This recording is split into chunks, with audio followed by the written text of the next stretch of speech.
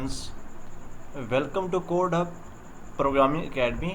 Friends, आज का हमारा लेक्चर नंबर 6 है, जिसके अंदर हमने अपने इंपॉर्टेंट क्वेश्चन के बारे में जानना है कि हमारा जो इंट्रोडक्शन टू प्रोग्रामिंग का चैप्टर था, हमारा जो बेसिक कॉन्सेप्ट थे प्रोग्रामिंग के, उसमें हमारे पास कौन कौन से इंपॉर्टेंट क्वेश्चन हैं। तो अब हम देखते हैं हमारे पास कौन कौन से इंपॉर्टेंट क्वेश्चन हैं, उनके सोल्यूशंस क्या हैं। तो फर्स्ट ऑफ ऑल हमारे पास है डिफाइन प्रॉब्लम सॉल्विंग, कि हमारे पास प्रॉब्लम सॉल्विंग क्या होता है। बेसिकली ये सारा कुछ हम अपने लेक्चर में डिफाइन कर चुके हैं, लेकिन हम दोबारा अपने जो इंपॉर्टेंट क्वेश्चन हैं उनके बारे में डिस्कस करेंगे यहाँ पे। तो हमारा फर्स्ट जो क्वेश्चन था वो ये है प्रॉब्लम सॉल्विंग का। तो प्रॉब्लम सॉल्विंग क्या होता है? Problem solving is a process of identifying a problem and finding the best solution for it. इसका मकसद ये होता है कि प्रॉब्लम सॉल्विंग क्या एक प्रोसेस है जो कि प्रॉब्लम को आइडेंटिफाई करता है, मतलब प्रॉब्लम को देखता है, उसकी जांच पड़ताल करके हमारे पास बेसिकली प्रॉब्लम क्या है, और उसको क्या करता है, finding the best solution for it, और उसके लिए जो बेस्ट सोल्यूशन होता है वो फाइंड करता है। Every problem is different in its nature, यानी कि जो हर प्रॉब्लम होता है, हर प्रॉब्लम अपने नेचर पे डिफरेंट होता है। जैसे मैंने आपको अपनी जो लेक्चर के अंदर बताया था कि हर प्रॉब्लम डिफरेंट टाइप का होता है। हमारे लाइफ में काफ़ी ज़्यादा प्रॉब्लम आते हैं जो एक दूसरे से मुख्तलिफ होते हैं। तो प्रोग्रामिंग में ऐसे ही सिस्टम होता है कि हर प्रॉब्लम की जो नेचर होती है वो उससे डिफरेंट होती है। Different solution of problem are identified and best solution is selected, यानी कि वो कहते हैं जो हमारे पास क्या होता है, कोई प्रॉब्लम आता है उसका हम सोल्यूशन फाइंड करते हैं, जो हमें बेस्ट लगता है कि वो इसका सोल्यूशन ठीक है, तो हम उसको क्या करते हैं, सेलेक्ट करके अपना सोल्यूशन फाइंड कर लेते हैं। नेक्स्ट हमारे पास क्या है, हु इज़ प्रोग्रामर, कि प्रोग्रामर कौन होता है। प्रोग्रामर जो होता है, a programmer who can develop program, यानी कि जो प्रोग्राम को डिवेल्प करता है वो हमारे पास क्या होता है, बेसिकली प्रोग्रामर होता है। The programmer develop program to instruct the computer how to process data to convert into information, यानी कि जो प्रोग्रामर होता है वो एक प्रोग्राम डेवलप करता है जो कंप्यूटर को बताता है कि किस तरह प्रोसेस करना है, किसको डेटा को इंफॉर्मेशन के अंदर किस तरह कन्वर्ट करना है। तो सारा कुछ वो प्रोग्राम उसको बताता होता है। Programmer use a programming language are tools to write a programs, जो प्रोग्रामर होते हैं वो बेसिकली प्रोग्रामिंग लैंग्वेज वगैरह यूज़ करते हैं, जिसको यूज़ करते हैं वो अपना क्या करते हैं, प्रोग्राम वगैरह डेवलप करते हैं। अब हमारे पास थर्ड नंबर पे है define the process of analysing. Analysing का आपको पता है कि किसी भी चीज़ के बारे में जांच पड़ताल करना, उसका एनालिसिस करना, तो वो हमारे पास क्या होता है, एनालाइजिंग होता है। Analysing is a process of understand the problem. The analysis is very important step of solve problem, यानी कि वो कहता है कि ये हमारे पास सबसे इंपॉर्टेंट है, इसलिए है कि अगर हम जब तक हमें अपने प्रॉब्लम को पता नहीं चलेगा, हम उसको एनालाइज नहीं करेंगे, तब तक हम उसका सोल्यूशन फाइंड नहीं कर सकते। तो इसलिए हमारे पास क्या है, ये सबसे इंपॉर्टेंट क्वेश्चन, इंपॉर्टेंट स्टेप होता है प्रॉब्लम सॉल्विंग के लिए। तो नेक्स्ट हमारे पास है कि व्हाट इज़ एल्गोरिथम। एल्गोरिथम क्या होता है? Algorithm is a procedure to solve a problem, यानी कि ये एक प्रोसीजर होता है कि स्टेप बाय स्टेप हम प्रॉब्लम को सॉल्व करते हैं। उसमें हम क्या करते हैं कि step by step solve problem, इनको इसको इस तरह भी कह सकते हैं, algorithm is a procedure to step by step solve a problem, यानी कि किसी भी प्रॉब्लम को सॉल्व करने का स्टेप बाय स्टेप जो करते हैं हम, वो हमारे पास क्या होता है, एल्गोरिथम में होता है।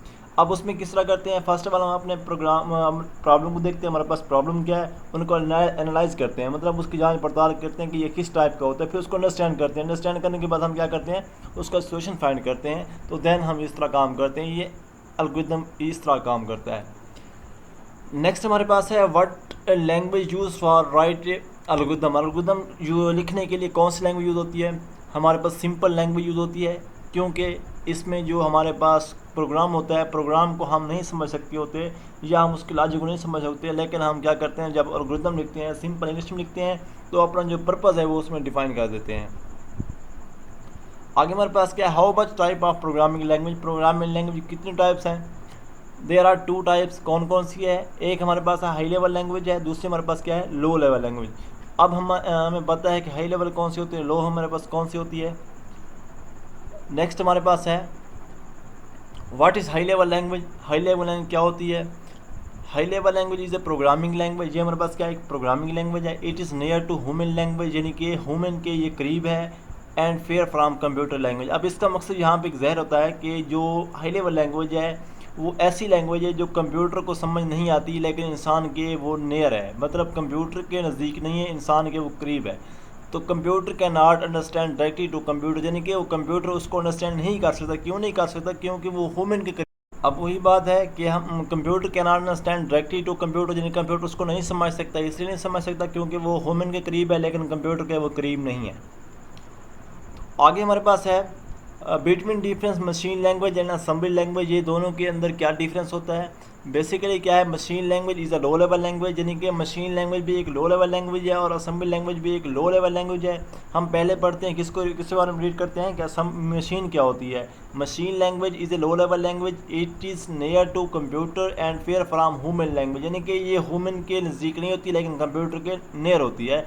Computers can understand directly to computer without compiler, यानी कंपाइल किए बगैर इसको कंप्यूटर समझ सकता है। मशीन लैंग्वेज लाइक 0 1 0, यानी कि जो कंप्यूटर की लैंग्वेज होती है कौन सी होती है, वो बाइनरी होती है जिसमें 0 1 0 1 यूज़ होते हैं, तो उसकी ही लैंग्वेज को हम मशीन लैंग्वेज कह रहे होती हैं, तो कंप्यूटर उसको आसानी से समझ सकता है।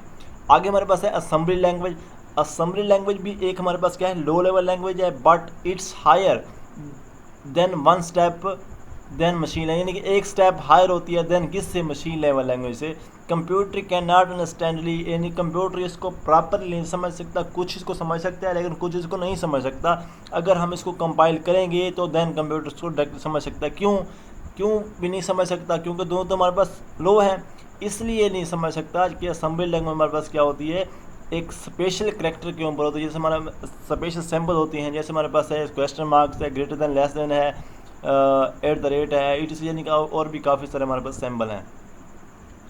आगे हमारे पास है what is procedural language. Procedural language कौन सी होती है, in this language a program is a predefined set of instruction, यानी कि इसके अंदर क्या होती हैं, predefined set of instruction होती हैं। Computer execute these instruction in sequence in which these instruction are written, यानी कि जो प्रोग्राम के अंदर लिखी जाती हैं इंस्ट्रक्शन, कंप्यूटर क्या करते हैं, उनको एग्जीक्यूट करता है सीक्वेंस के साथ। Each instruction tells to computer what to do and how to do, यानी कि इसके अंदर हर इंस्ट्रक्शन में यही लिखा होता है, कंप्यूटर को बता रहा होता है कि आपने किस तरह काम और किस तरह काम करना है। आगे हमारे पास क्या है, what is the use of SQL. SQL का यूज़ क्या है, एसक्यूएल बेसिकली क्या होती है, SQL stand for structured query language, यानी कि हमारे पास क्यूरी लैंग्वेज है। It is most popular database query language, यानी कि एक डेटाबेस क्यूरी लैंग्वेज है ये। SQL was develop by IBM, यानी कि इसको IBM ने डिवेलप किया था। आगे हमारे पास क्या है, SQL works with databases program, यानी कि एसक्यूएल क्या करती है, डेटाबेस के साथ काम कर, जैसे हमारे पास MS एक्सेस है, MS SQL है या ओरेकल है, और भी काफ़ी सारे हमारे पास डेटाबेसेस हैं जिसके साथ ये काम करती है एसक्यूएल। आगे हमारे पास क्या है, what is object code. Object code क्या होता है, an object code is a program translated by language processor, यानी कि ऑब्जेक्ट कोड तब हमें जनरेट करते होता है जब लैंग्वेज प्रोसेसर उसके ऊपर काम कर चुका होता है, मतलब वो कन्वर्ट कर चुका होता है किसको, हाई लेवल लैंग्वेज को लो के अंदर। It is also called machine language code, इसको हम मशीन लैंग्वेज कोड भी कहते हैं। कंप्यूटर अंडरस्टैंड डायरेक्टली, ये इसको समझ सकता है कंप्यूटर, इसलिए समझ सकता है क्योंकि ऑब्जेक्ट कोड बेसिकली हमारे पास क्या है, मशीन कोड होता है जो हमारे पास कंप्यूटर उसको आसानी से समझ सकता होता है। आगे हमारे पास है what is source code. Source code क्या होता है, source code is a computer program written in high level language, यानी कि जो हाई लेवल लैंग्वेज का लिखा जाता है वो हमारे पास सोर्स कोड होता है। Like C++, VB, Java. Computer can not understand the statement of high level language directly, इसलिए मैंने आपको पीछे बताया कि जो कंप्यूटर होता है वो हाई लेवल लैंग्वेज की स्टेटमेंट को नहीं समझ सकता, तो क्या करना पड़ता है, इसको पहले कंपाइल करना पड़ता है, इसको पहले ऑब्जेक्ट कोड के अंदर कन्वर्ट करना पड़ता है, देन कंप्यूटर उसको अंडरस्टैंड कर सकता है। आगे हमारे पास क्या है, list different type of language processor. Different language processor क्या है, ट्रांसलेटर कितने होते हैं और कौन कौन से हैं। देयर आर 3 टाइप्स, कौन कौन से हैं, कंपाइलर है, इंटरप्रेटर है और असेंबलर है। आगे हमारे पास क्या है, व्हाट इज़ कंपाइलिंग। कंपाइलिंग क्या होता है, basically the process of converting source code into object code is known as compiling, यानी कंपाइलिंग का मकसद क्या होता है कि सोर्स कोड को ऑब्जेक्ट कोड में कन्वर्ट करना। एक compiler convert source program into object code and save it in separate file, यानी कि वो क्या करता है, सोर्स कोड को ऑब्जेक्ट कोड में कन्वर्ट करता है, लेकिन जब वो सेव करता है तो सोर्स की अलग करता है और ऑब्जेक्ट की अलग फाइल में सेव करता है जो कोड होता है, जो प्रोग्राम का कोड होता है। आगे हमारे पास क्या है, आगे हमारे पास है between difference structured and object oriented programming, यानी कि इन दोनों में क्या डिफरेंस है। स्ट्रक्चर प्रोग्रामिंग क्या होती है? Structure programming can not be considered as independent from function and manipulate procedural programming prevent the programmer from separating data from function। इसमें ये क्या होता है, स्ट्रक्चर प्रोग्रामिंग का मकसद ये होता है कि जो डेटा होता है, जो प्रोग्राम होता है, उसको हम क्या करते हैं, मैनिपुलेट कर लेते हैं। मतलब कि हम क्या करते हैं, उनको फंक्शन में, उनको किसी पार्ट यानी कि एक उसको हम मॉड्यूल वगैरह में डिवाइड करके हम क्या करते हैं, अपना काम कर सकते हैं। अपना जो हमें पर्पस चाहिए, मतलब जो हमें पार्टिकुलर टास्क चाहिए, हम क्या कर सकते हैं, उसको डिवाइड करके हम आपस में अपना कंप्यूटर से हम अपना वो काम ले सकते हैं। आगे हमारे पास क्या है, ऑब्जेक्ट ओरिएंटेड प्रोग्राम, जिसको हम ऊप कहते होते हैं। OOP is a technique in which program written on base of objects in OOP data and all possible function on data group together. अब इसका मकसद यह है कि यानी कि वो कहते हैं, ऊप जो है ना, एक टेक्निक है जो कि ऑब्जेक्ट बेस पे प्रोग्राम लिखे जाते हैं, जो उसके अंदर ऑब्जेक्ट्स क्रिएट किए जाते हैं। ऑब्जेक्ट के अंदर हम क्या करते हैं, अपना फंक्शन डिफाइन करते होते हैं, अपनी क्लासेस वगैरह होती हैं, ऑब्जेक्ट्स वगैरह होते हैं, जिसके थ्रू हम अपना क्या करते हैं, प्रोग्राम लिखते होते हैं। OOP easy to learn and modify, यानी कि ऊप जो है वो इजी है लर्न और मॉडिफाई के लिए, क्योंकि हमारे पास ये हाई लेवल लैंग्वेज में लिखा जाता है और इसको हम क्या कर सकते हैं, इजीली लर्न भी कर सकते हैं और मॉडिफाई भी कर सकते हैं। नेक्स्ट हमारे पास क्या है, list any 5 language high level languages, यानी कि कोई भी 5 हाई लेवल लैंग्वेज बताएं। तो उसमें हमारे पास क्या है, फोर्ट्रान है, फोर्ट्रान है, पास्कल है, C++ है, जावा है एंड विजुअल बेसिक, जिसको हम वी कह रहे होते हैं शॉर्ट फॉर्म में। अब ये हमारे पास क्या है, सारी हमारे पास क्या है, हाई लेवल लैंग्वेजेस हैं। तो फ्रेंड्स, आज का हमारा यहाँ पे एंड होता है। नेक्स्ट हमारे पास है, अगर आपको कोई क्वेश्चन है, यहाँ पे कहीं पे कोई कन्फ्यूजन है, अगर आपको कहीं पे कोई प्रॉब्लम आ रहा है, तो आप मुझे कमेंट्स में वो बताएं, मुझसे शेयर करें, मैं आपको उसका इंशाल्लाह आपको उसका आंसर दूँगा। नेक्स्ट ये है कि अगर आपने कोई सजेशन देनी है क्लासेस के बारे में, वीडियोस के बारे में, क्लासेस के बारे में, मतलब आपको कहीं पे कोई मसला आ रहा है या आपको कोई मज़ीद इसको इम्प्रूव करना चाहते हैं, तो वो भी आप मुझे बता सकते हैं। थर्ड नंबर पे हमारे पास है, हाउ वाज द क्लास कैसी लगी आपको। अगर आपको कहीं पे कन्फ्यूजन है, अगर आपको अच्छी लगी, तो आपने मुझे फीडबैक देना है, ताकि मैं आप इसको मज़ीद अच्छा करूँ आपके लिए और आपको मैं आसान से आसान करके समझाऊँ। और मेरी यही कोशिश होती है कि मैं आपको ईजी से ईजी समझाऊँ ताकि आपको समझ आ जाए। नेक्स्ट हमारे पास क्या है, नेक्स्ट जो लेक्चर हमारे पास होगा उसमें ये है इंट्रोडक्शन टू C++, यानी कि नेक्स्ट हमारा जो है वो उसकी आउटलाइन देनी है कि हमने C++ जो इंट्रोडक्शन है वो हमने किस तरह पढ़ना है, उसको किस तरह हमने क्लासेस के अंदर डिफाइन करना है। तो हम देन अपना क्या करेंगे, काम करेंगे। फ्रेंड्स, यहाँ तक आज का हमारा लेक्चर एंड होता है।